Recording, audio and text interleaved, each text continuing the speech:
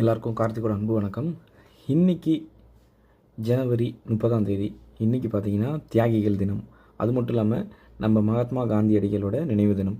அவருடைய நினைவு தினத்தை தியாகிகள் தினமாக கொண்டாடுறாங்களா இல்லை அதுக்கு முன்னாடியே தியாகிகள் தினம் கொண்டாடப்பட்டதான்றது டாப்பிக்லாம் இல்லை. இன்றைக்கி தியாகிகள் தினம். தியாகிகள்னா விடுதலை போராட்டத்தில் ஈடுபட்ட மகாத்மா காந்தி, அண்ணல் அம்பேத்கர், சர்தார் வல்லபாய் பட்டேல், செலவு வச்சவங்க 3 பேரையும் சொல்லிட்டேன். அதுக்கு இல்லாமல் செலவு வைக்க முடியாத அளவுக்கு நிறைய பேர் இருக்காங்க.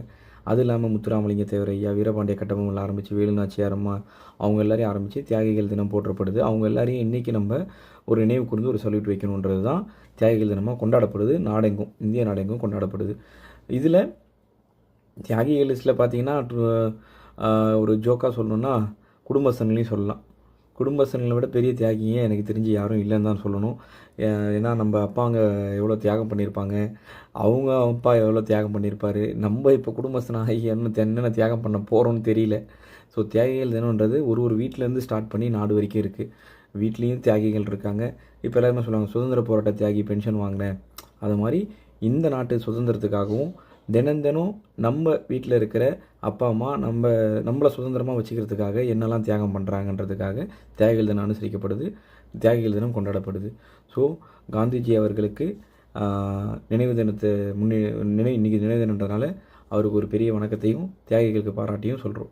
அது மட்டும் இல்லாமல் தியாகிகள் அப்படின்னா எல்லாத்தையும் இழந்தவங்கன்னு மட்டும் சொல்ல முடியாது, தன்னைத்தானே அர்ப்பணித்தவங்கன்னு சொல்லலாம். இந்தியன் படத்தில் காட்டுற மாதிரி தான் உயிரே போனாலும் வெள்ளையினை வந்து சாகடிக்கணும், நம்ம ஆளுங்களை கொள்கிறாங்க, அது ஒரு தியாக உணர்வு. எதிர்த்து சண்டை போடுறது இல்லை, நான் பொறுமையாக அமைதியாக இருக்கிறேன், எனக்கு எல்லாத்துக்கும் பொறுமை இருக்குது, அகிம்சை முறையில் போராடுறேன், நடித்தாலும் பரவாயில்லனாலும் அது ஒரு தியாக உணர்வு. அதை மாதிரி ஒரு விஷயம் இப்போ நீங்கள் மேஜராக நம்ம படித்ததுலேயே பார்த்தீங்கன்னா என்ன ரொம்ப பாதித்தது பார்த்தீங்கன்னா இந்த ஜாலியன் வாலாபாக்னு சொல்லிட்டு ஒரு 4 செவத்துக்குள்ளே ஜென்ரல் டயர்ன்றவர் பார்த்தீங்கன்னா நூற்றுக்கணக்கான இந்தியர்களை சுட்டு தள்ளினார். வெறுமனே சுட்டு மட்டும் தள்ளினார்.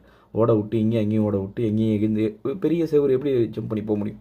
அந்த ஒரு பாதிப்பு தான் வந்து இருக்கிறதுலே அந்த சுதந்திர போராட்டத்திலே. இப்போ ஒரு வீரபாண்டிய கட்டபொம்மன் தூக்கில் போட்டது, வேலுநாச்சியார் துண்டு, அதெல்லாம் ஓகே. இந்த மாதிரி சுட்டு தள்ளினதுன்றது தான் ஒரு பெரிய இம்பேக்டாக இன்னி வரைக்கும் பேசப்படுது. அதை எதிர்த்து வந்தவங்க பகத்சிங் அவங்கள வந்து ரிட்டாலியேட் பண்ணாங்க, நான் திருப்பி அட்டாக் பண்ண போகிறேன் அவங்கள அப்படின்னு சொல்லிட்டு. ஸோ ஒன்றுத்துக்கும் திருப்பி அட்டாக் பண்ணுறது ஒரு தியாக உணர்வு தான். கலை ரீதியாக சில போராட்டங்கள் நிகழ்த்தப்பட்டது. பொம்மலாட்டங்கள்லேருந்து மருதநாயகம் முன் வச்ச போராட்டம் வரைக்கும் எல்லாமே நம்ம நாட்டுக்காக செஞ்ச தியாகம் தான். இன்னி வரைக்கும் நம்ம வீட்டில் இருக்கிற அப்பா அம்மா சிங்கிள் பேரண்ட் எல்லாமே அவங்கவுங்க செய்கிறது எல்லாமே ஒரு இது தியாகம் தான்.